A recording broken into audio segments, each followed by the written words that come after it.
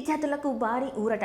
Fee reimbursement నిధులు విడుదలయ్యాయి. ఇక సర్టిఫికేట్ కోసం ఎదురుచూస్తున్న ఫైనల్ ఇయర్ విద్యార్థులకు గుడ్ న్యూస్. ఆంధ్రప్రదేశ్లో ఉన్న వేలాది మంది విద్యార్థులకు రాష్ట్ర ప్రభుత్వం శుభవార్త చెప్పింది. ముఖ్యంగా డిగ్రీ, బీటెక్, డిప్లొమా వంటి కోర్సులు పూర్తి చేసి ఫైనల్ ఇయర్ విద్యార్థులకు ఇది పెద్ద ఊరటనిచ్చే నిర్ణయంగా మారింది. 2025-26 విద్యా సంవత్సరానికి సంబంధించిన ఫీ రియంబర్స్మెంట్ బకాయిల్లో భాగంగా ప్రభుత్వం 400 కోట్ల నిధులను విడుదల చేసింది. ఇప్పటికే ఫీ రియంబర్స్మెంట్ బకాయిల కారణంగా అనేక కళాశాలలు విద్యార్థులు ఒరిజినల్ సర్టిఫికేట్లను నిలిపివేశాయి.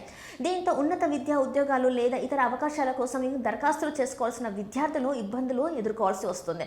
ప్రభుత్వం తాజా నిర్ణయంతో విడుదలైన నిధులు సంబంధిత కళాశాలకు చేరి తర్వాత బకాయిల సమస్య తగ్గి విద్యార్థులు తమ సర్టిఫికేట్లను పొందే ప్రక్రియ వేగవంతం అవుతుందని అధికారులు భావిస్తున్నారు. మొత్తం బకాయిలు దాదాపు 600 కోట్లు ఉన్నట్టు సమాచారం. ప్రస్తుతం 400 కోట్లు విడుదల కాగా మిగిలిన మొత్తాన్ని దశల వారీగా విడుదల చేస్తున్నట్టు ప్రభుత్వం తెలిపింది. ఇక మరో ముఖ్యమైన నిర్ణయం కూడా తీసుకుంది.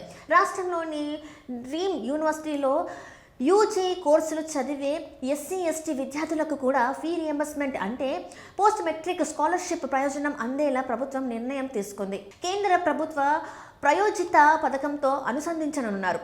ఇందులో ఎస్సీ విద్యార్థులకు కేంద్రం నుంచి 60%, ఎస్టీ విద్యార్థులకు 75% వరకు నిధులు అందనున్నాయి. మిగిలిన వాటాను రాష్ట్ర ప్రభుత్వం తన విధానాల ప్రకారం భరిస్తుంది. అంతేకాదు రాష్ట్రంలో ఉన్న ప్రైవేట్ యూనివర్సిటీలకు సంబంధించిన మరో కీలక నిర్ణయానికి ప్రభుత్వం ఆమోదం తెలిపింది.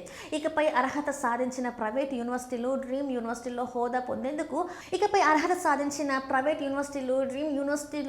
పొందేందుకు అవసరమైన చట్టపరమైన మార్పులు చేశారు. కేంద్ర ప్రభుత్వం డీమ్డ్ హోదా మంజూరు చేసిన తర్వాత రాష్ట్ర ప్రభుత్వం కూడా సంబంధిత నోటిఫికేషన్ జారీ చేసి అవసరమైన ప్రక్రియను పూర్తి చేస్తుంది. ఈ మార్పుతో ఉన్నత విద్యా రంగంలో పరిపాలన ప్రక్రియ మరింత సులభతరం అవుతుందని ప్రభుత్వం భావిస్తుంది. మొత్తానికి ఫీ రియంబర్స్మెంట్ నిధుల విడుదలతో ఫైనల్ ఇయర్ విద్యార్థులకు తక్షణ ఊరట లభించే అవకాశం ఉంది. అదే సమయంలో ఎస్సీ/ఎస్టీ విద్యార్థులకు కొత్త ప్రయోజనాలు, అలాగే ఉన్నత విద్యా సంస్థలకు సంబంధించిన ప్రధాన మార్పులు కూడా రాష్ట్రంలో విద్యారంగానికి కీలకంగా మారనున్నాయి.